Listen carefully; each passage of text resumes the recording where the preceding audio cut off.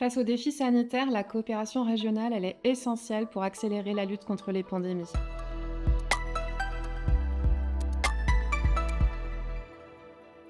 Aux côtés du Fonds mondial, l'initiative elle est engagée depuis 2012 dans la lutte contre ces grandes maladies dans la sous-région. La force des projets que l'initiative soutient, elle repose à la fois sur l'engagement déterminant des organisations de la société civile, des partenariats étroits avec les gouvernements, les ministères concernés, la recherche de haut niveau et un maillage des territoires avec des interventions qui sont à la fois ciblées et innovantes contre le VIH, la tuberculose et le paludisme. Et les résultats, ils sont là et nous voulions capitaliser sur ces succès pour aller encore plus loin en contribuant au renforcement des systèmes de santé de manière décloisonnée dans un contexte de transition des financements vers des ressources domestiques. Et c'était tout le sens de ces journées partenariales en Asie du Sud-Est. En juin dernier, pour la première fois, l'initiative a réuni l'ensemble de ses partenaires. Nous avons convié les acteurs clés de la lutte contre les pandémies dans la sous-région, des chercheurs de renommée internationale, les programmes nationaux, les acteurs de la société civile, les équipes du Fonds mondial et les partenaires techniques et financiers. Et tous ont répondu présents. Ils sont venus partager leurs expériences, identifier les défis spécifiques à chaque pays, à chaque maladie,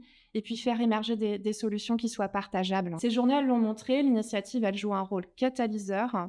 Avec 50 millions d'euros investis en une décennie et près de 40 projets, elles permettent de fédérer les acteurs et de renforcer les dynamiques régionales.